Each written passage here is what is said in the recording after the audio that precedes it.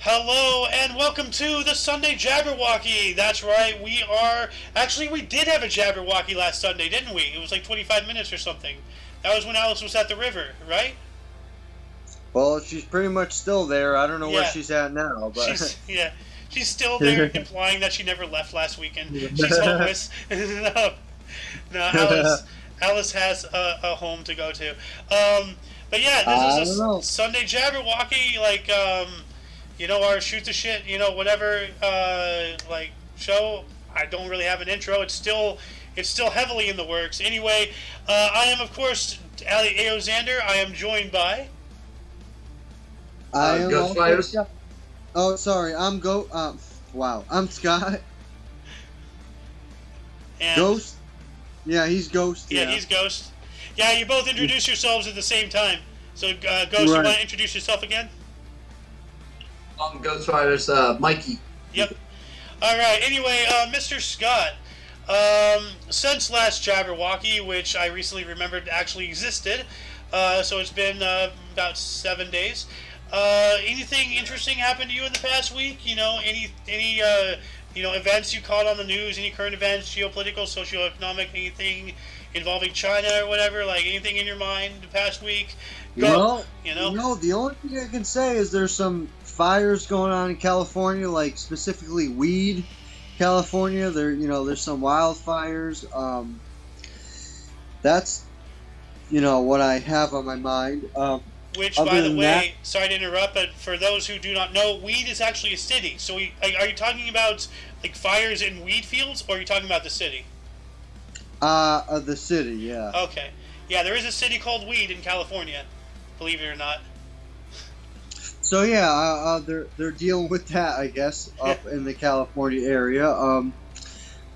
Other th- other than that, for political wise, I mean, there's a whole bunch of stuff we can talk about, but it all depends on what you guys want to, think about and gravitate towards. But I don't know. There's a lot of drought going on. There's some weather stuff, like I mentioned the California fires. But I don't know. It's like whatever you guys want to start with.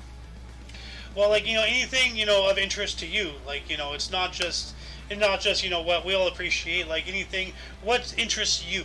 I remember earlier this week we were talking about chemistry and all that stuff. I've been talking to you about what my family does, business and electroplating and whatnot, and Right. we got to have a little discussion about how we're even going to make that show, or is that going to just be like every now and then in the Jabberwocky, like is there even enough to make a show? Because I would love to make a show about chemistry. It is interesting. Well, I'm sure we could. Yeah. Because it's an everyday business, like that's not going anywhere. Chemistry is very interesting. Like we talked about your dad's business and all that and what you do, and I don't know. It's tough to say because we got the prices of what metals are and whatever this and that is, but you make your business on electroplating, like jewelry and other stuff. So I guess it's a business. A plethora of things I have seen in that building. Yeah. From roses, like actual, people took the flowers, the rose, dipped it in some kind of metal. It retained its shape and everything. We plated roses. We plated badges, for firefighters, for police. We plated the badges of the Secret Service officers who were present at Barack Obama's first inauguration as president. So the first time, back before we knew who he truly was. So I wore that as a badge of honor for a while. We've done guns, we've done blank poker chips, pre-stamped, you name it, short of it being made of aluminum or any non-magnetic, or we have a couple problems with certain metals, but other than that, we've done everything you can imagine, as well as costume jewelry, rings, earrings, necklaces, chain by the foot, this was plated, there, so yeah. Yeah, so that's always needed. Anybody who wants something in the jewelry aspect or the badge aspect, or you know, whatever field it is. And I feel like it's pretty fascinating, the process, how you do it, and the chemicals you use to actually plate the objects you're doing, and like it's pretty cool for me. So, you know, it's a very lucrative business in my opinion. So you got anything basically, and anything to protect, something from being worn out. You played it, you got it down. So Yeah.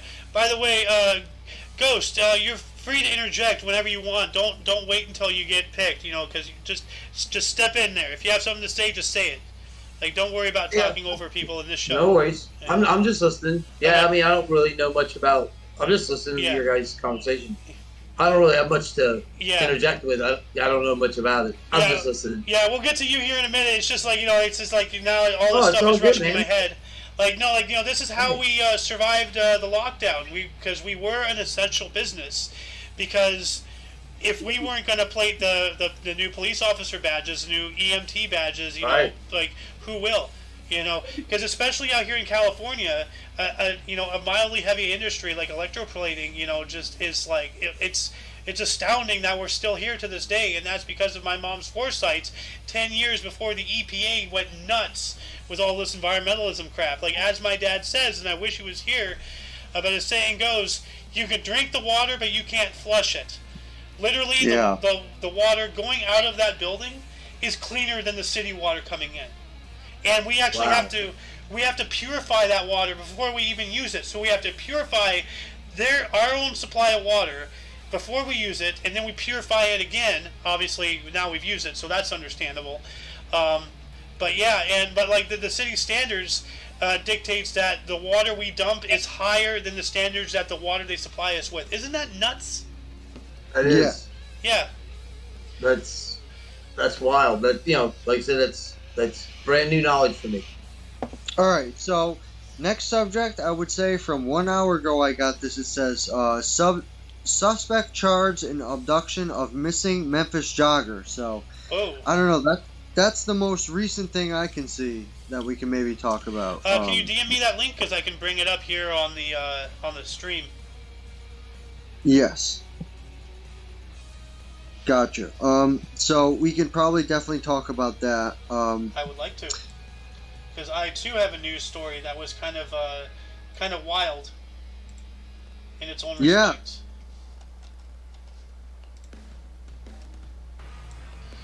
Let's see here. So let's watch this. It's ABC News. Yeah, I mean, that was the closest thing I can pull up for something interesting that happened recently, so. Okay. Do you want to watch my stream? Because I have it up on the stream here on Discord. If we want to, it's a minute 51 seconds long. Once again, this is from the ABC News YouTube channel, giving credit where credit is due, so they can't sue us. So. Right. Scott's watching. Mr. Ghost, would you like to join the stream as well, so you can watch what we're watching? Yeah, go for it. No, you got to do it on your end. Oh. Done. I don't see you in yet. Oh, there you are. Okay. Yep, All there right. he is. I am going to play this. Memphis police announcing they have made an arrest in the case of missing Memphis schoolteacher Eliza Fletcher. Hospital abduction earlier today for Miss Liz Fletcher. 38-year-old Cleotha Abston has been charged with especially aggravated kidnapping and tampering with evidence. The 34-year-old kindergarten teacher was reported missing by her husband hours after she did not return from an early morning jog Friday. It's now been a number of hours since they detained an individual that was in the car allegedly used in this abduction. I have real concerns about her well-being because it's just been too long. Abston's arrest coming a day after investigators revealed they had located a vehicle of interest in Fletcher's abduction. Police say a person in a black GMC Terrain SUV approached her around 4:30 a.m. while she was jogging near the University of Memphis and forced her into the passenger side of the vehicle. Authorities saying they found her water bottle and cell phone near where she was reportedly abducted. ABC affiliate WATN confirming the married mother of two is the granddaughter of a prominent businessman and philanthropist. Her family pleaded for the public's help. More than anything, we want to see Liza returned home safely. The family has offered a reward for any information 9 times out that of leads to 10, her safe no, return. though. Saturday evening, her church held a vigil. We're deeply pained and sorrowed by what's going on, and we're praying for her safe return. Police say they have arrested a second person, an apparent relative of Abston, who is now facing gun and drug charges. But authorities do not believe he is connected to Fletcher's abduction. Mola Leggy, ABC News, Memphis. Okay, I have something to say about that. You know, for as awful as that situation is, you know, it's happened so many times throughout history. You know, okay, so you have this attractive, you know, young female in jogging clothes going out before dawn. What the fuck does she think is going to happen? Especially if she's related to something, you know, like a business magnate or something. Like, she's a target. Like, I'm sorry, that's stupid. That was a stupid thing, you know, like, you Completely understand. In a perfect world, she should be able to. But we do not live in a perfect world. Absolutely you know? not. It is bad. It's I don't, you know, I hate speaking ill of the dead, you know, but that is poor decision making. Yeah, it's like, I mean, You know, I mean, like, how many times has this happened? Like, have we not I don't learned? say too much about it because she's not alive, and that sucks. She didn't deserve to die. That guy doesn't deserve to do that. I don't know. I don't think she's dead yet. Like, you know, if you know, now Well, statistically, well, see, here's the thing. This is like, we got to take a different approach to statistics, because she's not an average everyday person. Remember, she's a granddaughter of someone, so there is a possibility this could be a this could be like, you know, a ransom, like, you know, a planned thing. This might not be just a basic snatch and grab, you know. You're right. So, I didn't think about that. When they did say prominent, when they said that, I didn't put two and two together there. Yeah. But yeah, like, let's just hope that's the case. You know, it's still a shitty situation, and at the end of the day, it's completely her fault. I mean, who the fuck goes out and jogs? You know, an attractive lady wearing skimpy clothing like that at 4:30 in the morning? You know, like, just wear a sign saying, "Kidnap me, please," you know? Like, at that point. It's like, not the best decision. No. But especially after this has happened so many times. It's just, you know, I don't want to speak ill of the potentially dead or anything, but that was just stupid, you know. Yeah. But I hope that she's still okay. It's good that they recognize her and that they have people trying to, you know, find her and care about her. Like, that's a lucky aspect Rich about Dad's got some, like, fucking high profile PIs out there. Yeah. What was your news article, Xander? Oh yeah, I posted because I saw this on my meme source, Meme Droid.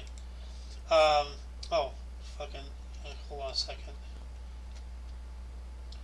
Okay, I guess no, not memes. I posted it in the news. Dangerous situation. Authorities have evacuated the area. Pilot threatens to crash plane in a Mississippi Walmart. What? Yeah. Really? Yeah, and I actually I have it up here. Let me bring up my other tab here. I have it on a search here, and the first thing is from CNN, but it says here, pilot arrested after threatening to crash plane in the Mississippi River. A worker at an airport who stole a twin-engine plane Saturday morning and threatened to crash it into a Mississippi Walmart was arrested. And well, that's some terrorist stuff. yeah, this was 17 hours ago, 22 hours ago, 1 day ago. Or you really don't like Walmart. Well, yeah. I don't like Walmart, but I'm not going to crash a plane into it. So, no. You know, that's just insane. But yeah, like that caught my eye. I'm just, wow. So yeah, thoughts, you know, on that? Well, some people suck. Yeah, some people do suck. Mr. Ghost, your turn finally. Sorry for taking so long. Like anything? It's all good. Anything cool happened to you personally this past week? You know, anything of? Well, not cool, but I did actually speak with Scott on DM the other day about it. You know, living in Brevard County, I literally lived on the Cocoa Beach Cape Canaveral border, like on either side, like the whole 15 years. You know what I mean? I'm going to interrupt real I've quick always, and remind people not to release any current personal information as well as whereabouts, just for your well, safety. I don't live that over I know. there I anymore. just so that way, just keep that in mind, just for your Yeah. safety, guys. Well, I'm real into the space program, and the Artemis. I was telling him they were about to launch it the other day, and right after I DM'd him, they scrubbed the launch again. Better safe than sorry, you know. But I literally have seen the last night launch, the last day launch of the space shuttle, the last reentry of astronauts into Cape Canaveral. I mean, I've literally experienced it all. The one thing I have not experienced is a man on the moon. So I am so excited about Artemis. It's looking like it's going to be late September now. He told me that. I am so excited about the Artemis.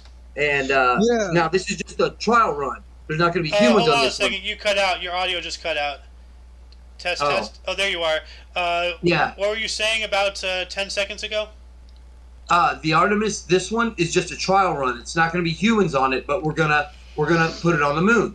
And if it's successful, the next one that should be, I think 2026, they said, we're gonna put men on the moon. And it's the one thing that literally I have not experienced. I mean, I've been through all the SpaceX launches. I've been, like I said, I've been through.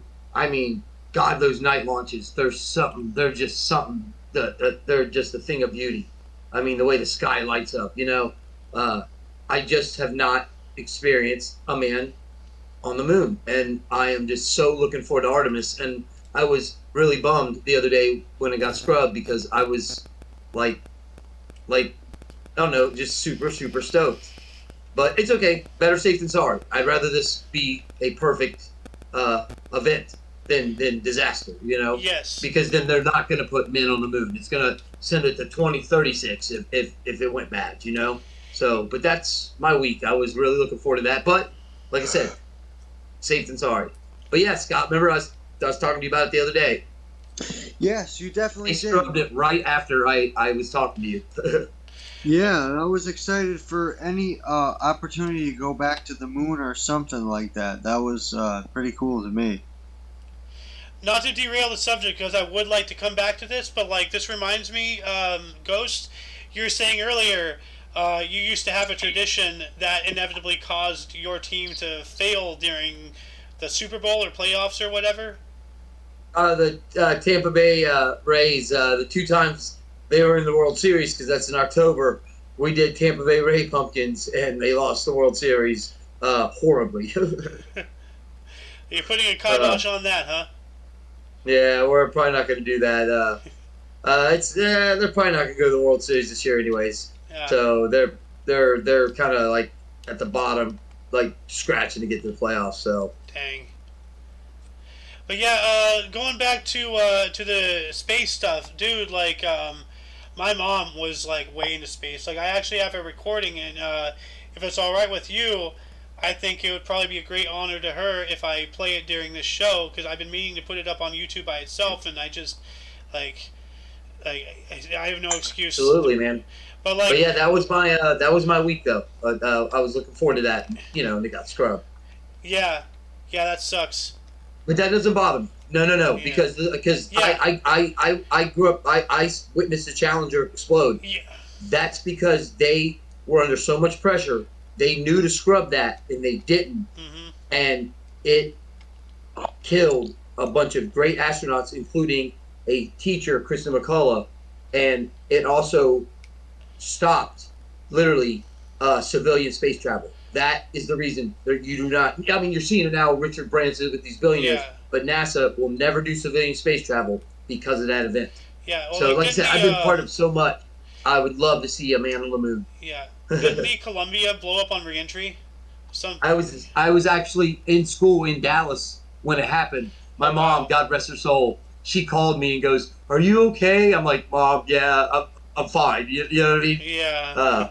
But dude, there was like FBI trucks everywhere, and there were signs. I swear, every 500 yards it said, "If you keep a piece of this, it's 5 years in jail, $500,000 fine." Because there was parts of it all over Dallas. Oh man. I was actually there. Oh wow. Because I was in school. I was in college at the time in Dallas. Jesus, dude. So you heard the? Yeah. Did you hear the explosion? Of it? No, Okay. no. I just all of a sudden turn on the news, and then I get a call from my mom. Yeah. She's like, "Are you okay?" And I'm Yeah. like, "Mom, I'm fine." It was adorable. So God bless her. She's just being a mom. But yeah, like my mom, she was biologically she was my grandmother. She's my birth mom's mom, but she raised me, and there's a whole story behind all that. She's raised me from pretty much like infancy, and on and all that whatnot, and but she was fascinated by space. Like she was born in 1941, yeah, and so she was around and she saw the whole Sputnik thing, like she saw the mushroom clouds. Like she didn't, to my knowledge, and I obviously can't ask her anymore, but I'm not sure. I think she did. I'm not sure, but she most likely did not go out to the civilian viewing areas of the nuclear bombs being detonated out into the Nevada test site. But she has seen the mushroom clouds from a distance, Wow. and Oof. then Oof. she's. Yeah, then she witnessed Apollo 1, all of that disaster and everything. She witnessed Yuri Gagarin, first man in the moon, not moon, but first man in space. She witnessed, first woman in space, first animal in space, Sputnik. She witnessed, she's following everything, every step of the way, following everything. You can't find a person, ever, who is more into space than people who are actually putting people into space. I would have loved to have heard her stories, man. I'm telling you, I'd have sat there and listened like a little kid. I'd been like this, you know what I mean? Seriously, my dad's a science teacher, and of course, we just always talked about space, and I love Neil deGrasse Tyson. I mean, I'm just, and just being around Cape Canaveral, being around NASA, it's just a great thing. Yeah. Plus, it's cool as shit. It's fucking outer space, man. Hell yeah. It's fucking cool.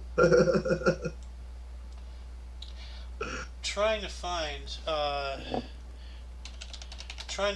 thing here. Can't seem to find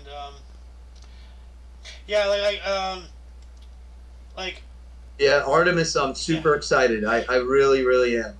Yeah, so am I. I did not know. I haven't, honestly, shame on me. I'm not as into it as I used to be, but I'm just, everything's overwhelming nowadays. But anyway, I'll keep you in the loop. I'll keep you in the loop. Yeah, thank you. Please do. Oh, dude, I'm on it. Awesome. Maybe Mom sent you to me for for this reason. I don't know. But no, no, Right. she saw the moon landing and everything, and this is going to be a chance for a whole new generation to see this another time. I really did, dude. This is like my this is like my Citizen Kane when it comes to space, man. Mars. I won't be around by the time we ever get to Mars, but I want to see this moon landing. I want to see a man on the moon, someone that I can see on Earth, like when they come back. You know what I mean? I don't know. I just want to see a guy go to the moon and come back so bad.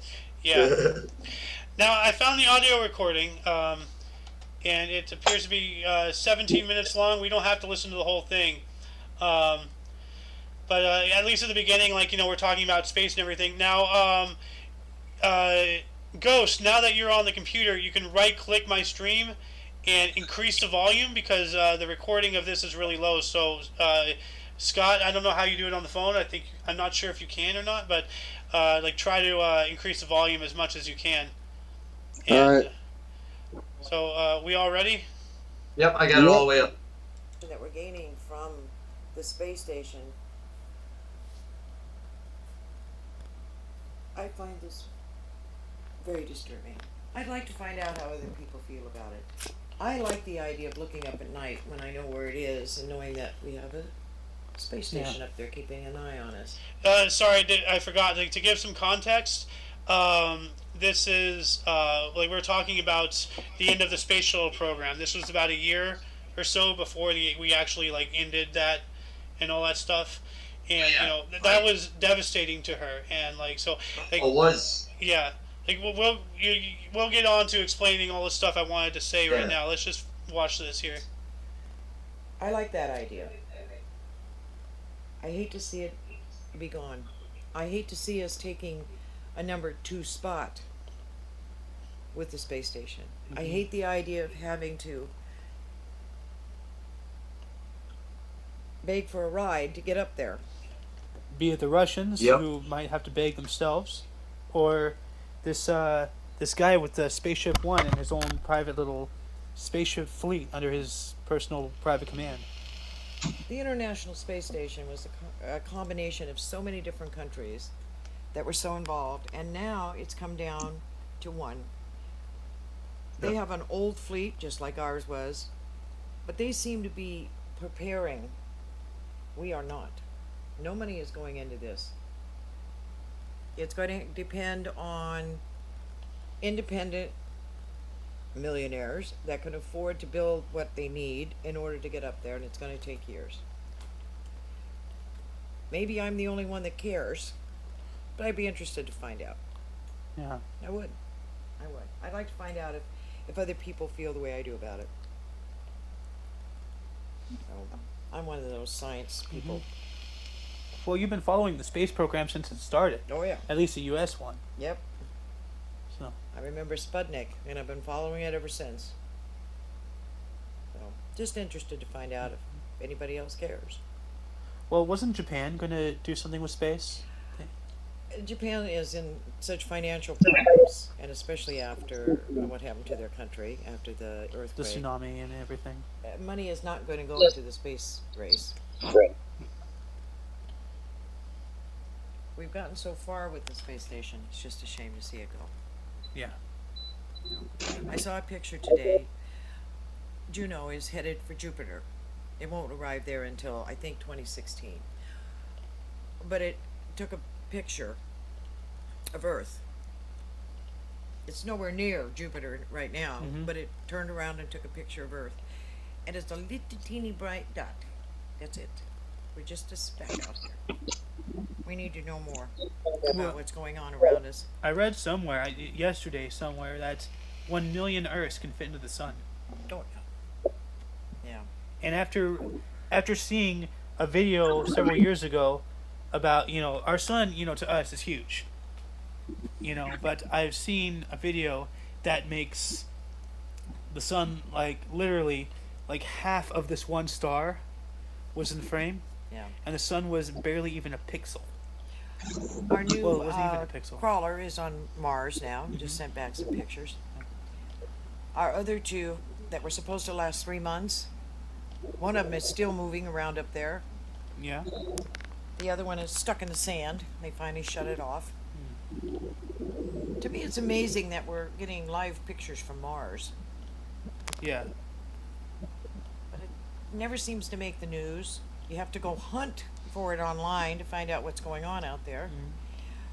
I think we need to know what's going on in space.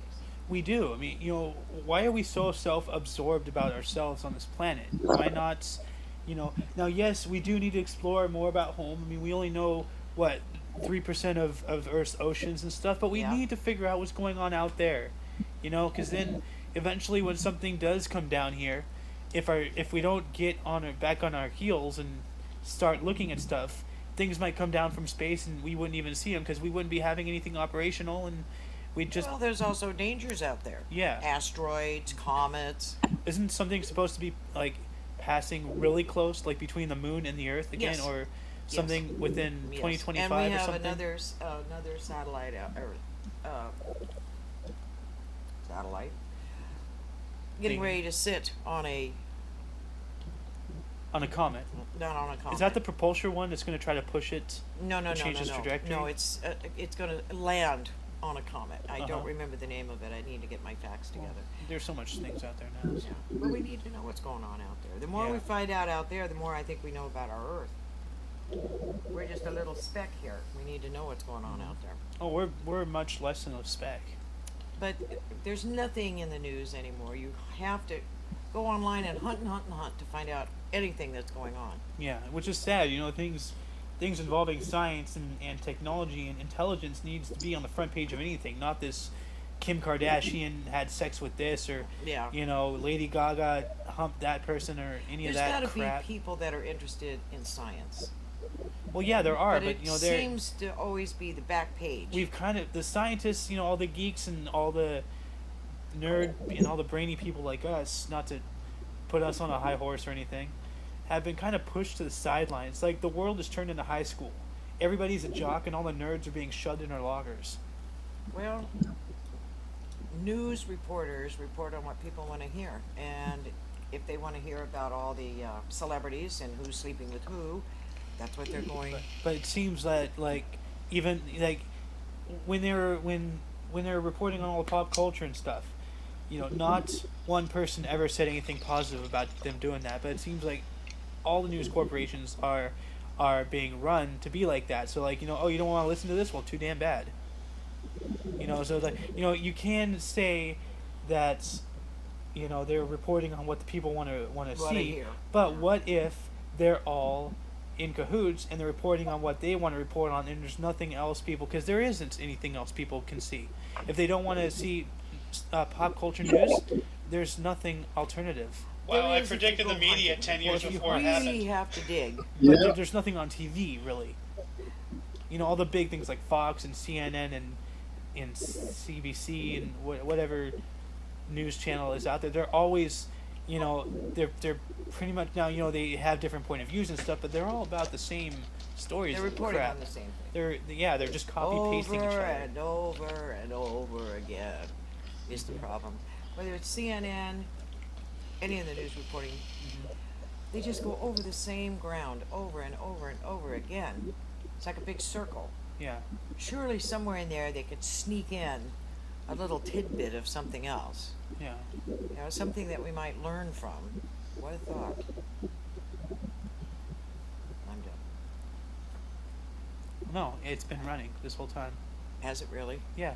Now you got to edit all that mess. No. Oh. I'm gonna make it into a one long thing, or try to make it into a podcast. I would really like to find out if there's other people out there that there has to be. There's interested in. There's almost 7 billion people on the face of this planet. There can't be just the two of us who care. Two dinglings about science and space and stuff. I mean, the space people who are out there, they obviously care enough about space because they're doing things about it. Oh yeah. What always excited me, and I tell everybody that listens, you can find out where the space station is at any given time, and you can see it with the naked eye. It's like a bright light. It's like a star. If you know where it is, for me to look up in the night sky and see it, I like the idea. It's kind of like a giant eye up there. Yeah. The thought that we were able to do that, put all this together, and all the stuff that's going on, eventually we'll get farther out in space. And this is like the first step. But I feel like I'm all by myself and caring about it. You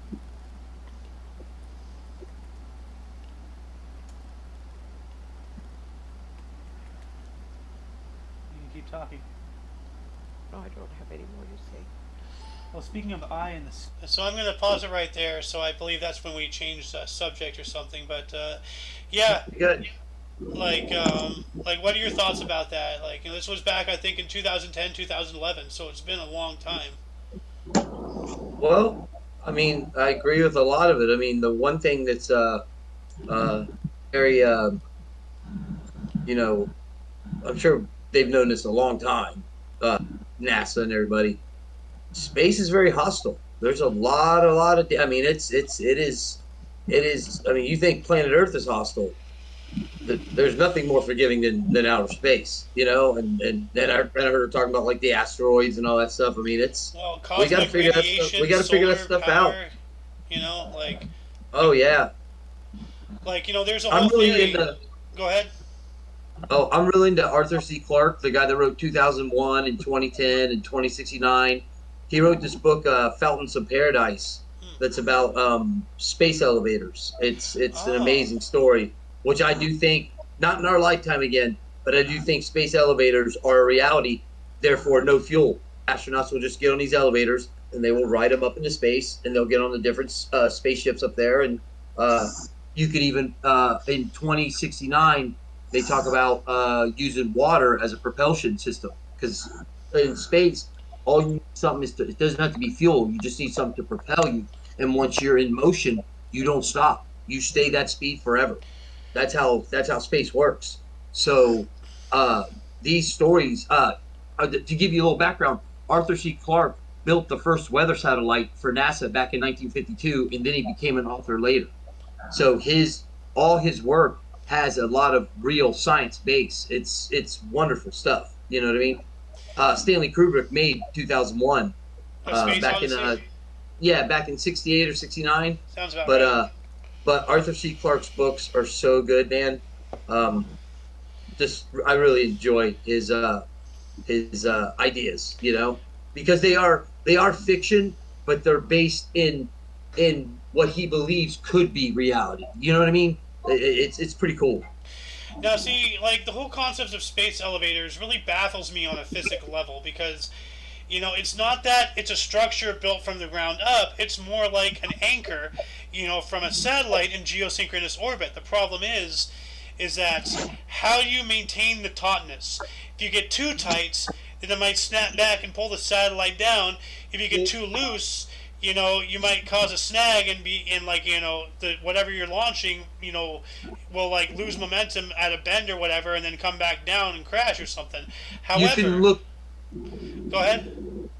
Oh, you can look into the technology. Right now, they can only get them to be about this big. It's called carbon nanofibers, and it's stronger than any metal that's ever been made on planet Earth.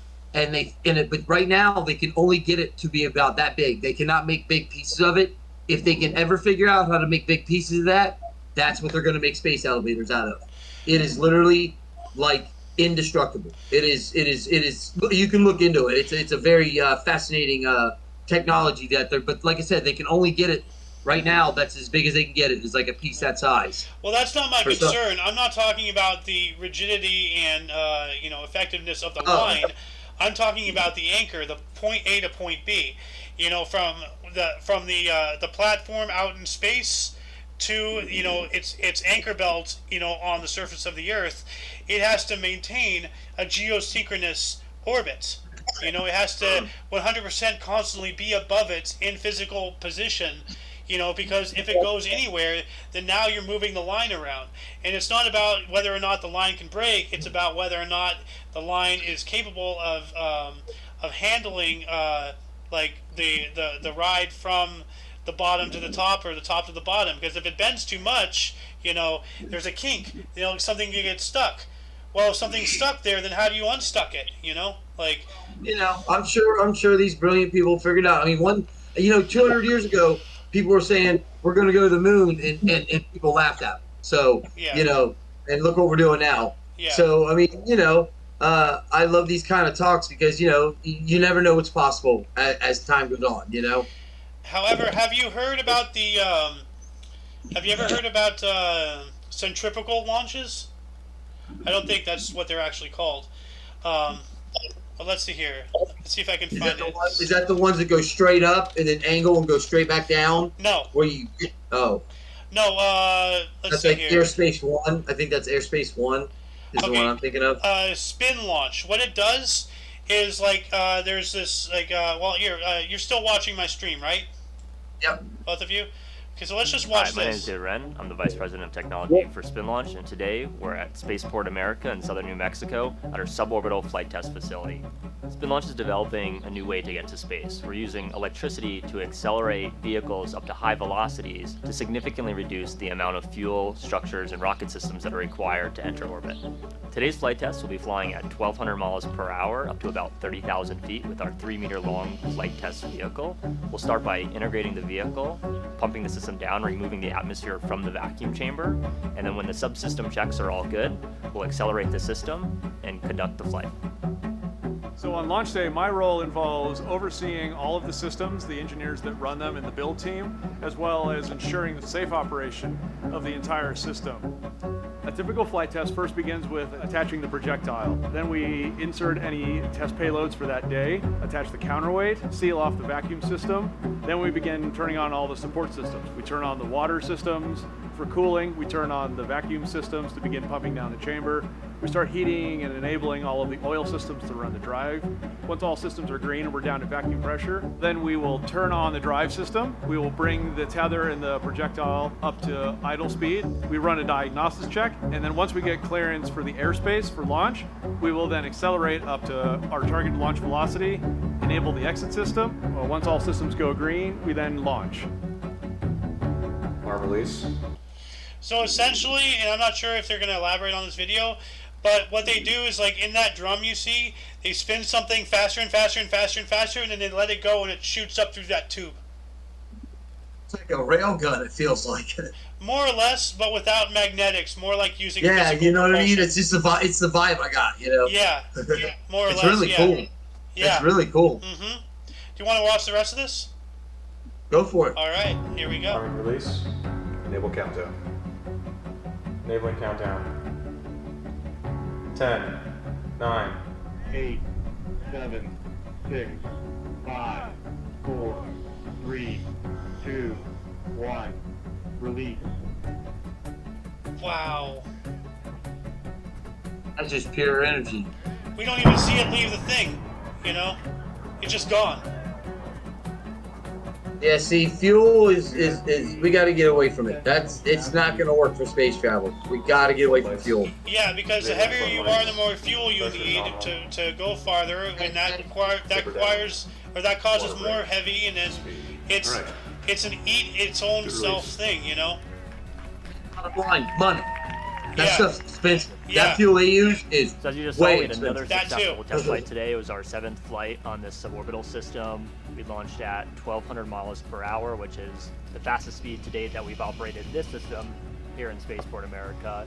We traveled really up to awesome. about 30,000 feet. I hope they pull this off. And after about a minute of flight, the flight test vehicle impacted the ground, and we actually dug it up, and it's ready for reuse.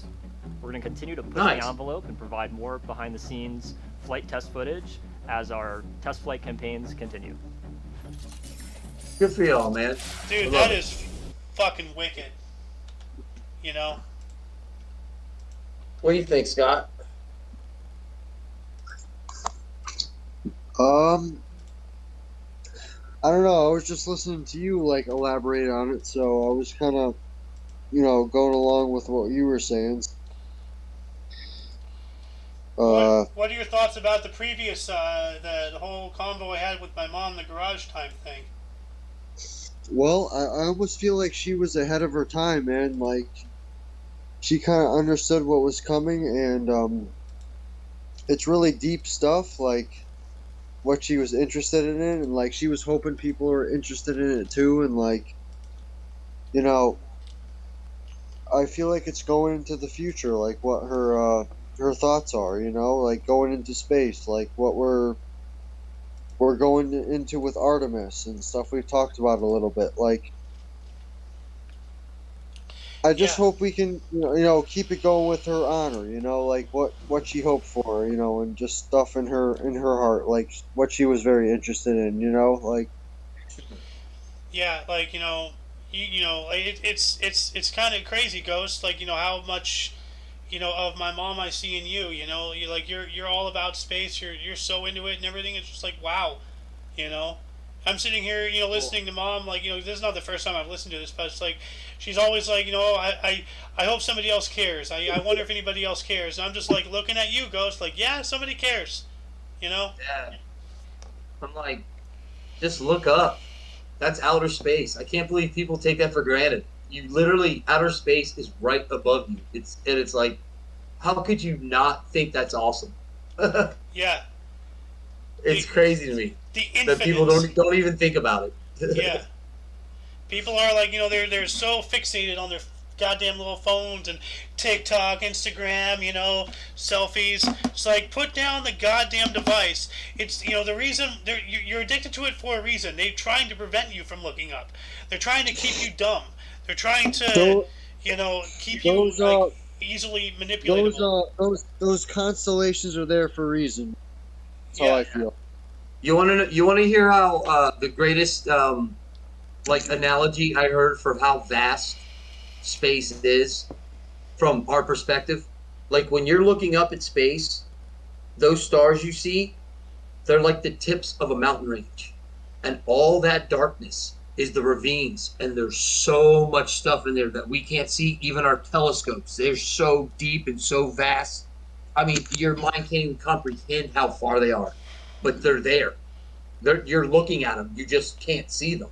That I just love that analogy. That when you look up at space from our perspective, we're just looking at the tip of a mountain range, and all that darkness. There's just so much cool stuff in there that we have no idea. It's oh, I love it. I love it.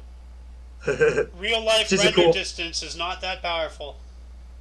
It's just a cool analogy. I just loved it when I first heard it. Yeah, I was like, yeah. Yeah, so every time I look up, I just... someone else is here. I see we have an Alice. I was a bridesmaid, never a bride. I'm sorry, my phone died, and I just got home from walking from the lake, and so I plugged my phone in, and here I am. Man or girl, you missed so much amazing stuff. Like, wow. I'll say, yep. Only always. I always miss amazing stuff. Yeah, well, like this time was different. I had my mom's voice playing for a little bit. Oh, amazing! No, it was brilliant. Yeah. Oh yeah. Yeah. Well, I just literally sat down, got my phone plugged in, and turned it on, and came right in. I was like, shit. 6:47. I'm late. Well, Alice, since you've just joined. And we did do a Jabberwocky last weekend, so, maybe we are becoming consecutive. Knock on wood, here we go. In the past 7 days, anything interesting personally that happened to you? Anything cool that, you have to say? Anything happened in the news that you found, weird, wacky, or otherwise Alice-tistic, Well, there is a Hurricane Danielle in the Atlantic Ocean. Ah. So, I mean, but it's not going to make landfall. If anything, it's going to hit Spain or England or something like that. On our walk home, we saw a mother with 2 baby deer. I like baby deer. That's cool. I want to pet baby deer. I want to hug it and name it George. And I want to feed it bread. What is going on? Baby deer into a big, strong buck.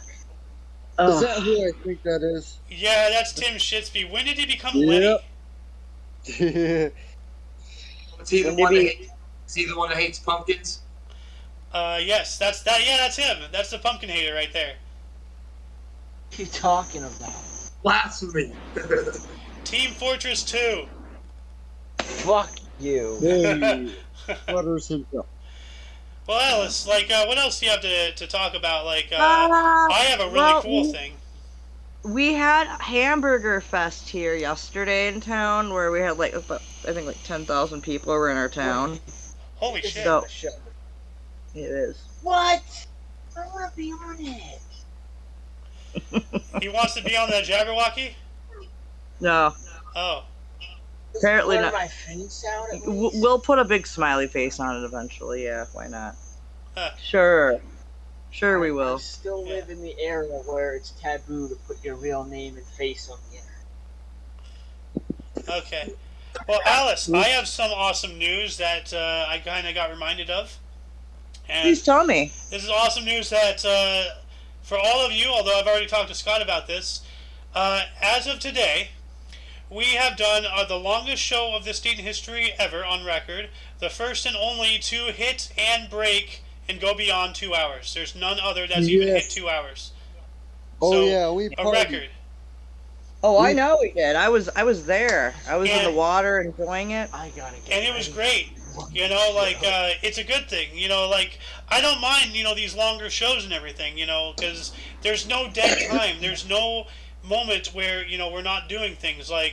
It's a constant entertainment, and I can't, oh, shit, my phone's gonna die. Studio. Okay, Alice, you have a good one. Studios can't ask for things like that, and we just did it. We are badass, man. Yeah, we celebrated, dude. I'm excited. Yeah, I still have a song queued up to celebrate later. Oh, let's go. Yeah. Let's go. Yep. Well, why don't we get to reading this letter here? Okay. Unless anybody else has anything else to say. Whatever you're ready, man. George Carlin letter. Um, a wonderful message by George Carlin. Yep. Okay. Yeah. Get to that. Oh my gosh, I've been waiting. Okay, so it's just like a few paragraphs I see, right? It's about 10, and then the final part is a list of rules. That's what I wanted to read. Okay. All right. So let's read this off. So I will start. This is a life message from George Carlin. A wonderful message by George Carlin. His wife recently died. So this was maybe involving his wife, but this was shortly after she had passed. I think it was literally the day or the day after. It was really, really, really early. Like his emotions were, out there. So Apparently, Alice. Apparently, my phone wasn't plugged in. All right. Well, Alice, we're going to be wrapping up the show here soon, but before we do, we're going to be reading this letter from George Carlin. I have it up on the stream here. So we're going to be popcorn reading this letter. So I'll go, and then Ghost, and then Scott, and then Alice if she can. So. Yeah, I can. The paradox of our time in history is that we have taller buildings but shorter tempers, wider freeways but narrower viewpoints. We spend more but have less. We buy more but enjoy less. We have bigger houses and smaller families, more conveniences but less time. We have more degrees but less sense, more knowledge but less judgment, more experts, yes, more problems, more medicine, yet less wellness. We drink too much, smoke too much, spin too recklessly, laugh too little, drive too fast, get too angry, stay up too late, get up too tired, read too little, watch TV too much, and pray too seldom. We have multiplied our possessions but reduced our values. We talk too much, love too seldom, and hate too often. Scott? Oh no, sorry. Yeah. All right. We've learned how to make a living, but not a life. We've added years to life, not life to years. But we've been all the way to moon and back, but have trouble crossing the street to meet a new neighbor. We conquered outer space, but not inner space. We've done larger things, but not better things. We've cleaned up the air, but polluted the soul. We've conquered the atom, but not our prejudice. We write more, but learn less. We plan more, but accomplish less. We've learned to rush, but not to wait. We've built more computers to hold more information, to produce more copies than ever, but we communicate less and less. These are the times of fast foods and slow digestion, big men and small characters, steep profits and shallow relationships. These are the days of 2 incomes but more divorce, fancier houses and broken homes. These are the days of quick trips, disposable diapers, throwaway morality, one-night stands, overweight bodies, and pills that do everything from cheer to quiet to kill. It is a time when there is much in the showroom window and nothing in the stockroom. A time when technology can bring this letter to you, and a time when you can choose either to share this insight or just hit delete. Remember, spend some time with your loved ones because they are not going to be around forever. Remember, say a kind word to someone who looked up to you in awe because that little person soon will grow up and leave your side. What? Philosophical shit right there. Scott, your turn. Remember to give a warm hug to the one next to you because it's the only treasure you can give with your heart and it doesn't cost a cent. Remember to say I love you to your partner and your loved ones, but most of all, mean it. A kiss and an embrace will mend hurt when it comes from deep inside. Remember to hold hands and cherish the moment, for someday that person will not be there again. Give time to love, give time to speak, and give time to share the precious thoughts of your... Wow. Alice, read this last one here. This last. Oh, I don't sentence. know. That might be too much to read. Well, I'm just kidding. Life is not measured by the number of breaths we take, but by the moments that take our breath away.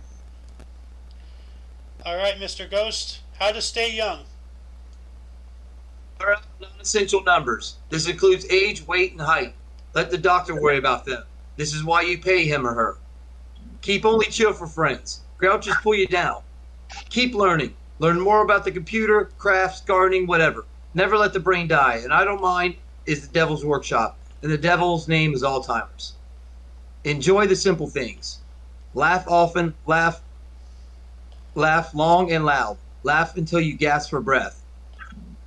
The tears happen. Endure, grieve, and move on. The only person who is with us our entire life is ourselves. Be alive while you're alive. Surround yourself with what you love, whether it's family, pets, keepsakes, music, plants, hobbies, whatever. Your home is your refuge. Cherish your health. If it is good, preserve it. If it is unstable, improve it.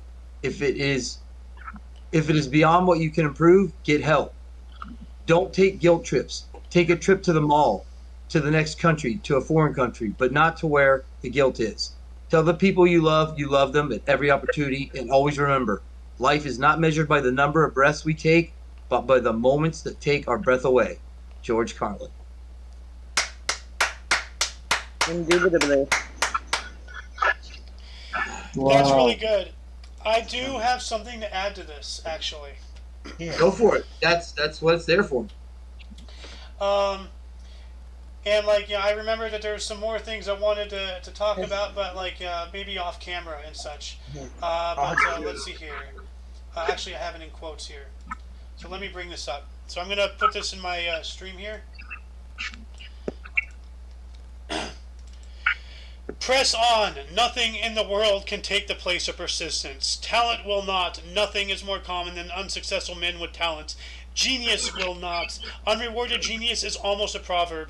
Education alone will not. The world is full of educated derelicts. Persistence and determination alone are omnipotent. Yep. And with that, Right I on. believe we can close out the show. Yep. We are perfectly imperfect. Yep. That's right. Anyway, for all of you and all of us, thank you for watching. We stream this show every Sunday at 3 p.m. in the afternoon, which is 6 p.m. Eastern Time. Eastern. I am Aoxander. I am Scott. I am. Bill? Who is that? Oh, ladies first. She already Okay. Oh, I did. just said it.